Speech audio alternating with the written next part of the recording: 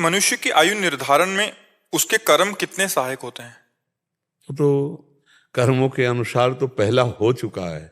अब अगर कोई महत अपराध बन जाए तो उसकी भी हानि हो जाएगी। साधु अवज्ञा तुरंत भवानी, कर कल्याण अखिल की हानि। जैसे आयु है 80 वर्ष, अब इसके बाद उसने ऐसे महत अपराध कर दिए जो उसके सुकृत नष्ट हो रहे हैं। अब उसकी आयु नष्ट होकर के वो फिर अल्प आयु में नष्ट हो जाएगा पक्का। अकाल मृत्यु जिसे कहते हैं, वो अकाल मृत्यु को, उसका अगर कर्म बिगड़ गया तो अब उसकी अकाल मृत्यु है और वो नाम जप करता है, भगवान का चरणामृत पीता है, संतों की सेवा में उपस्थित होता है और तीर्थों पर श्रद्धा करता है, तो अकाल मृत्यु नष्ट हो जाएगी। वो अकाल मृत्यु नहीं मरेगा, उसकी आयु बढ़ जाएगी। जैसे प्रातः काल सूर्य उदय होते हैं, जो सैया में पड़ा होता है उसकी आयु नष्ट होती है, उसकी बुद्धि नष्ट होती है, उसका श्री नष्ट होता है, उसका चिंतन बिगड़ जाएगा, आसुरी प्रवृत्ति जागृत हो जाएगी। आज जो हमारे समाज बिगड़ रही ना, हमारे धर्म शास्त्रों की अवहेलना पूर्वक दिनचर्या है। भैया 11-11 बजे तक लोग सोते हैं, रात्रि के 1-2 बजे तक तो हास विलास परिहास संसारिकता में, मनोरंजन में, और फिर सुबह 11 बजे तक भुवन भास्कर उदय हो रहे हैं। आप अर्घ नहीं दिए, आप प्रणाम नहीं किए, आप उस समय भगवत स्मरण नहीं किए, सैया पे पड़े हो, तो आपकी आयु नष्ट हो जाएगी, आपकी श्री नष्ट हो जाएगी। किसके चेहरे पे कांति नजर आ रही? आप देखो कहाँ कांति नजर आ रही? आपकी बुद्धि भ्रष्ट हो जाएगी। ब्रह्मचर्य आदि महान व्रतों की तरफ आपकी निष्ठा ही नहीं रहेगी। वही बस रुपया कमाओ, पशुओं की तरह भोग भोगो, जीवन व्यतीत कर दो, जीवन का कोई लाभ तो रहेगा ना। तो ऐसों की आयु नष्ट होती रहती है। अब जैसे अकाल मृत्यु है और वो भगवान का नाम जप करता है, चरणामृत पीता है, अकाल मृत्यु हरणम सर्वव्याधि विनाशनम श्री कृष्ण पादोदकम पीत्वा पुनर्जन्म न विद्यते, भगवत आराधना करता, उसकी अकाल मृत्यु नष्ट हो जाएगी। वो लंबी आयु वाला है, लेकिन वो महान पातक ऐसे ऐसे अपराध कर दिए, उसकी अकाल मृत्यु हो जाएगी।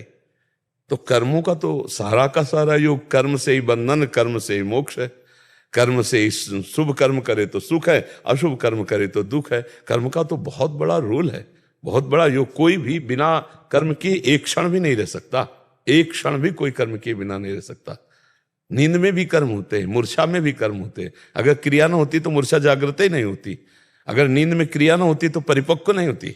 नहीं कहते यार कच्ची नींद में जगा दिया, मतलब उसमें भी क्रिया हो रही, एक क्षण भी कोई क्रिया, और हर क्रिया का फल है।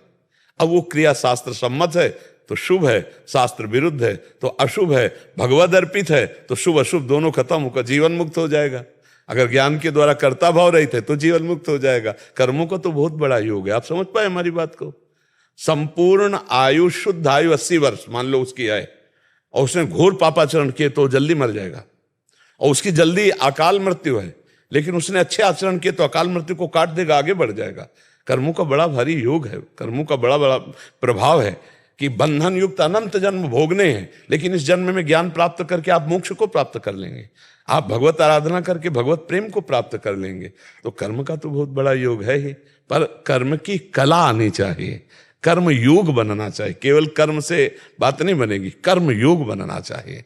जो निष्काम भाव से भगवत प्रीत्यर्थ कर्म किया जाता है, उसमें सामर्थ्य होती है शुभ अशुभ का नाश करके भगवत प्राप्ति कराने की।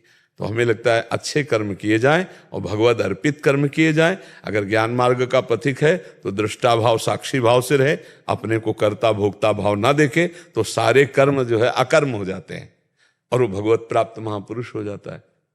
शायद आप हमारी बात को समझ पा रहे हैं। शायद इसलिए कह देते कि आप लोग गृहस्थ में हैं, पता नहीं शास्त्रों का स्वाध्याय कितना है, कितनी पवित्र बुद्धि है, आप कितना इसको समझ, क्योंकि अध्यात्म को समझने के लिए पवित्र बुद्धि चाहिए। जब तक साधन भजन नहीं होता तो बुद्धि पकड़ नहीं पाती, क्योंकि उसको पकड़ने के लिए जो योग्यता चाहिए, पात्र चाहिए, वो है नहीं, तो कैसे समझ में आएगा? तो आप समझ पा रहे हैं।